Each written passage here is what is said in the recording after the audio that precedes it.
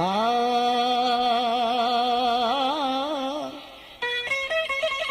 ईद आया वरी ओ ईद आई वो यार ईद आया वरी तू न आए यार वो ओ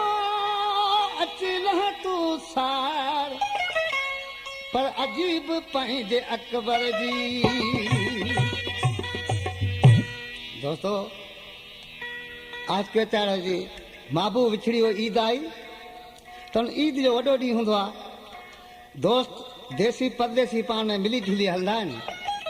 आज जो महबूब मुबारक की मोकिले पाण न पहुतो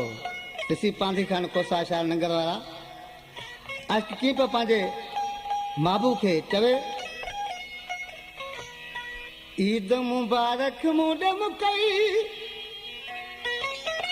उहो कहिड़े कम जी आहे यार तो पाण अची ना मूंखे ॾिनी तो ते दुख त ठहियो पर आहे मया तो पाण अची ना मूंखे ॾिनी तो ते दुख त ठहियो पर आहे मया ईद मुबारक मुडम कई उहो कहिड़े कम जी आहे यार तो पाण अची ना मूंखे ॾिनी तो ते दुख त ठहियो पर आहे मया तो पाण अची ना मूंखे ॾिनी तो ते दुख त ठहियो पर आहे मया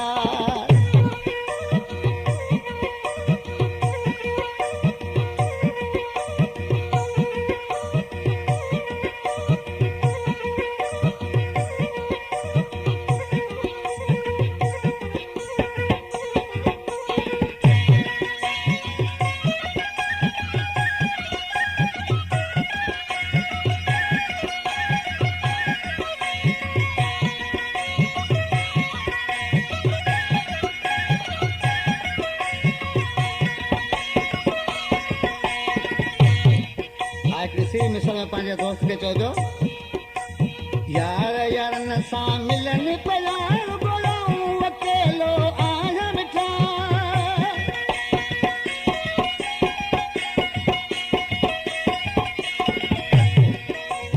यार यारनि सां मिलनि पिया ॻोल्हऊं अकेलो आहियां मिठा ॾाढा भाॻनि वारा उहे ई आहिनि जन सां गॾु पंहिंजनि दिलदार ॾाढा भाॻनि वारा उहे ई आहिनि जन सां गॾु पंहिंजनि दिलदार ईद मुबारक मुडम कई उहो कहिड़े कम जी आहे यार तो पाण यकीन मूंखे ॾिनी तो ते दुख त ठहियो पर आहे मया तो पाण यकीन मूंखे ॾिनी तो ते दुख त ठहियो पर आहे मया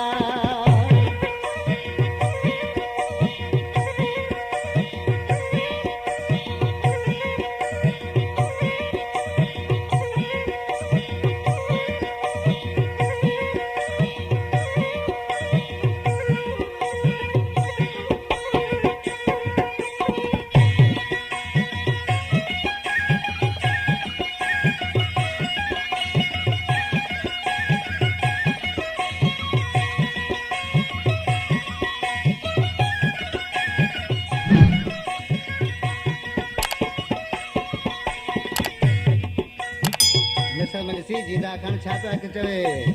इहे बि तुंहिंजा लख थोरा जो ग़रीब खे तो यादि कयो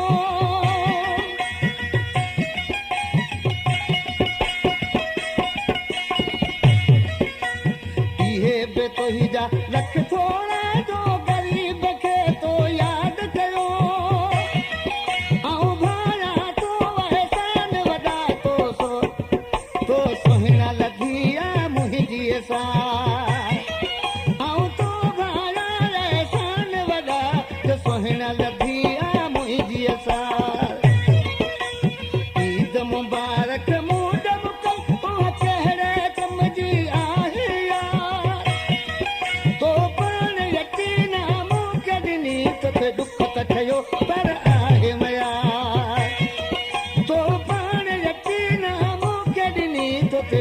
त ठहियो पर आहे मया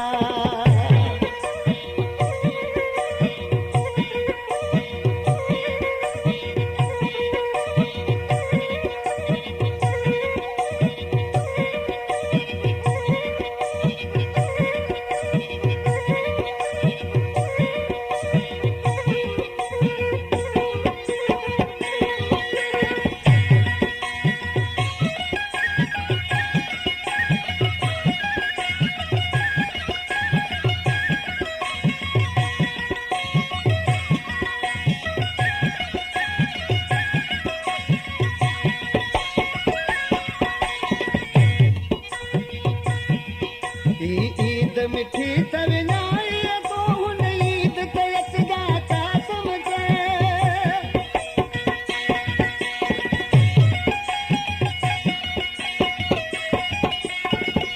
ईद मिठी त विञाई तो हुन ईद ते अचगा छा सम्झे खस के लीरऊं तारू झर ऐं तोखे घुमाया नंगर पार घुमाया नंगर पार